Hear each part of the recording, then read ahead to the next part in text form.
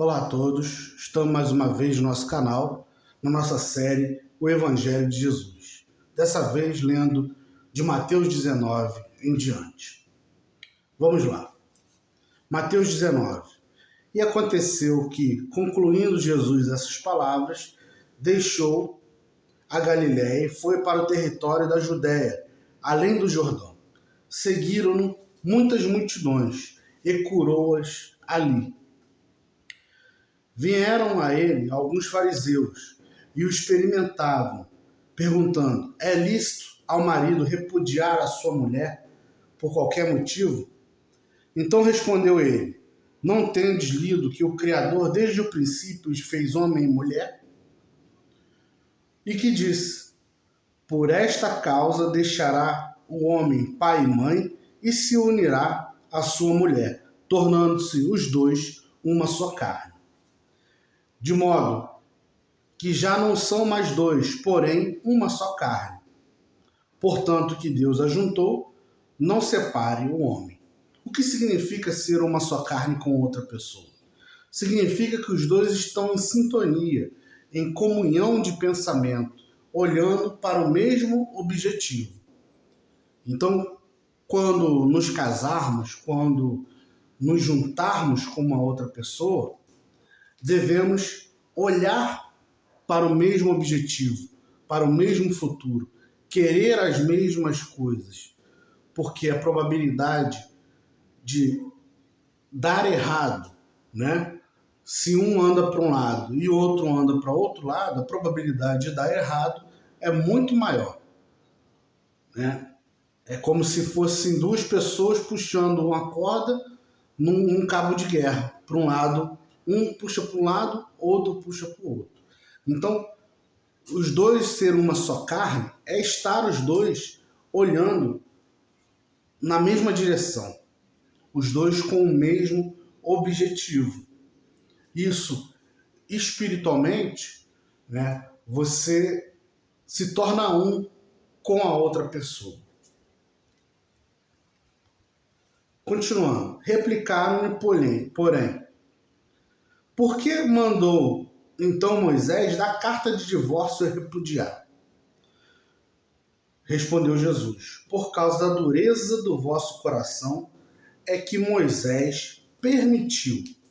Vejamos que essa parte que estamos lendo é uma questão social, tá? Uma questão cultural e social. Não é uma questão necessariamente, não totalmente, ela tem seus traços espirituais, mas ela não é totalmente espiritual. Por quê? Quem é Moisés para permitir ou deixar de permitir uma coisa que é uma lei divina? A lei divina é imutável, não é o homem que vai chegar e mudar essa lei. Então Moisés não era ninguém para permitir ou deixar de permitir. Mas Moisés permitiu, né? Permitiu que desse carta de divórcio, né? Por causa da dureza do coração. Vamos ler aqui. Por causa da dureza do coração é que Moisés vos permitiu repudiar vossas mulheres. Entretanto, não foi assim desde o princípio. Ou seja, o que Jesus quis dizer? Desde o princípio, o que impera é a lei divina, é a lei instintiva, é a lei natural. Porém, Moisés permitiu que modificasse essa lei, de uma certa forma. Então, com isso aqui, nós entendemos que a lei, nesse sentido, pode ser modificada, porque é uma questão social. Porém, nada que fira a outra pessoa, né? E Jesus diz aqui, eu, porém, vos digo, quem repudiar sua mulher, não sendo por causa de adultério, ele não fala, mas nós vamos falar. Não só a questão de adultério, né? Não só a questão de uma traição que é permitido que você se divorcie, mas questão de agressão e questão de males maiores também vos permite você divorciar. você se separar. Então, Jesus não toca no assunto da agressão aqui, mas com certeza isso existe, tá? Então, continuando, quem repudiar sua mulher não sendo por causa de adultério, ou seja, de traição, e casar com outra, comete também adultério. E o que casar com a repudiada, comete adultério. Então, o que ele quer dizer? Se você largar a sua mulher, você homem largar a sua mulher, ou você mulher largar o seu homem, se não for por causa de adultério, de uma traição, ou de agressão, ou de questões muito difíceis assim, for por uma questão boba, não gosto mais dele, tchau. Não, isso. Ele é uma pessoa que deixa a toalha molhada em cima da cama, então vou separar. Uma pessoa que está preguiçosa, então vou separar. Né? Uma pessoa que ficou doente, então vou separar. Se vocês largarem por questões pequenas, isso tem que ser pensado antes de um relacionamento. Porque se depois que se relacionou, se largarem por questões pequenas, estarão criando karma. Estarão criando negatividades para vocês. Entende? E estarão criando problemas espirituais para vocês mesmos. E continua Jesus. Disseram-lhe os discípulos: se essa é a condição do homem relativamente à sua mulher, não convém casar. Jesus, porém, lhe respondeu: nem todos são aptos para receber este conceito, mas apenas aqueles a quem é dado. Porque há eunucos que de nascença, há outros a quem os homens fizeram tais, e há outros que a si mesmo se fizeram eunucos por causa do reino dos céus. Quem é apto para admitir, admita. O que é eunuco? O eunuco é uma pessoa castrada, que não tem a relação sexual por ser castrada. Castrada naturalmente, ou seja, o homem tem a testosterona baixa desde o nascimento, de nascença, e por isso não tem relações. Tem aqueles que foram castrados por questões de seitas, né? Por questões de guerras. No passado se faziam muito isso. Tem pessoas que foram castradas por essas questões. E tem aqueles que simplesmente escolhem não ter relações nenhuma em busca de uma relação mais íntima, vamos dizer assim, com a espiritualidade, com o reino dos céus, em busca de uma pureza maior. Então é nesse sentido que Jesus fala dos eunucos. Então é nesse sentido que Jesus fala dos eunucos. Continuando. Trouxeram-lhe então algumas crianças para que lhes impusesse as mãos e orasse. Mas os discípulos os repreendiam. Jesus, porém, disse: deixai os pequeninos, não os embaraceis de vir a mim, porque dos tais é o reino dos céus. E tendo-lhes imposto as mãos, retirou-se dali. Ou seja, já falamos nos outros vídeos, quando Jesus chama as criancinhas e fala que aqueles que não se tornar como uma criancinha, né, não verá o reino dos céus. Ora, só se vê o reino dos céus, só se chega ao reino dos céus a pessoa salva, segundo algumas religiões, certo? Beleza. Então, quando Jesus fala que devemos nos tornar como criancinhas, ele quer dizer que devemos nos esforçar para sermos puros, para então conquistarmos esse reino dos céus.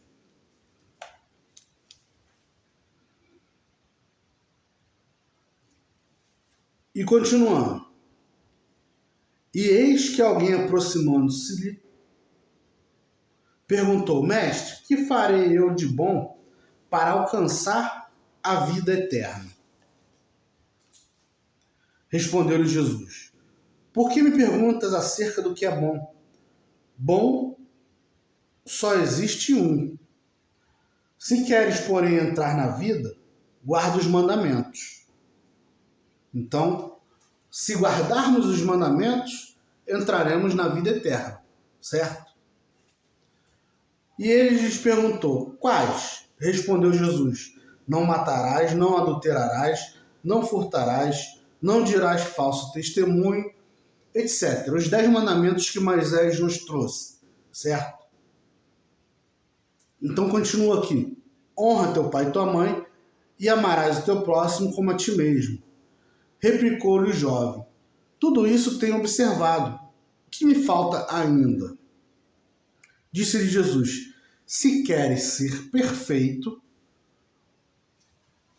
olha só, se queres ser perfeito, vai, vende os teus bens, dá aos pobres e terá um tesouro no céu. Depois vem e segue-me. Tendo, porém, o jovem ouvido estas palavras, retirou-se triste, por ser dono de muitas propriedades.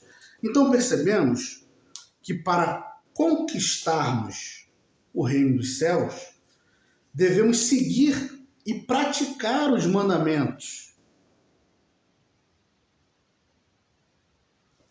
né? E que para termos um tesouro no céu, né? Ou seja, um grau a mais, vamos dizer assim, um grau especial, devemos nos desapegar das coisas desse mundo, que é o que ele quer dizer aqui quando diz: vende tudo que tens, dá aos pobres e terá um tesouro no céu. Depois vem e segue-me, ou seja, segui-lo, praticá-lo, praticar os ensinamentos que ele ensinou. Então, alguns profetas, alguns apóstolos mais novos, né? Por exemplo, Paulo, diz que para sermos salvos, para estarmos com Deus, para conquistarmos esse paraíso no céu, precisamos simplesmente crer, nos filiar a uma religião e crer. Crer em Jesus, né? Ser batizado segundo o conceito daquela religião, segundo o dogma, o rito religioso, e aí estamos salvos. Porém, Jesus não fala isso. Jesus, a todo momento, nos chama à prática dos ensinamentos, à prática dos mandamentos, ao exercício do amor, da bondade. E ele diz que isso nos leva, nos garante um lugar no reino. Ou seja, nos garante a salvação. Continuando. Então disse Jesus a seus discípulos: Em verdade vos digo que um rico dificilmente entrará no reino dos céus. E ainda vos digo que é mais fácil passar o camelo pelo buraco de uma agulha do que entrar um rico no reino de Deus. Por que ele diz isso? Jesus é contra as riquezas? Não. A questão não é você ser rico ou deixar de ser rico. A questão é o valor e o apego que você tem às coisas. Você é escravo das coisas que você tem ou é você que é dono das coisas? Porque existem muitas pessoas que têm dinheiro, têm suas coisas e tal, e a pessoa é escravo das coisas. Se a pessoa perde um pouquinho, ela já fica triste, quase morrendo, ou então briga, arruma confusão. O mundo dela gira em torno daquelas coisas, daqueles tesouros, sejam tesouros no significativo, né? significando dinheiro mesmo, riquezas, ou seja, tesouro, algum apego que ela tenha. Então o problema não está em você ter as coisas, mas está em como você usa, como você se apega àquele tipo de coisa. Continuando. Ouvindo isso, os discípulos ficaram grandemente maravilhados e disseram: sendo assim, quem pode ser salvo?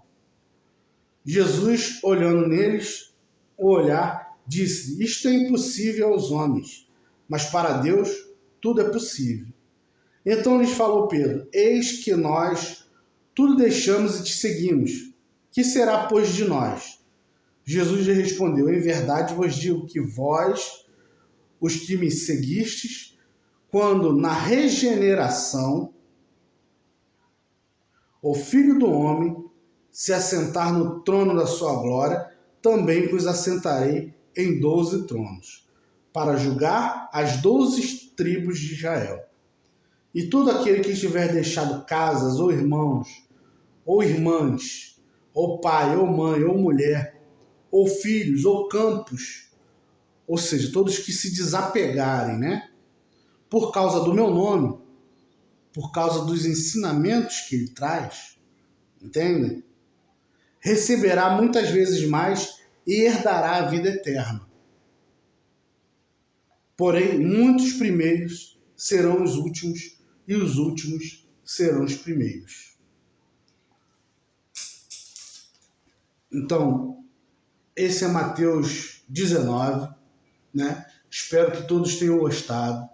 Deixem seus likes, deixem os comentários, compartilhem nossos vídeos, apertem o sininho para saber quando tem vídeos novos. Espero que todos tenham gostado. Muita paz a todos.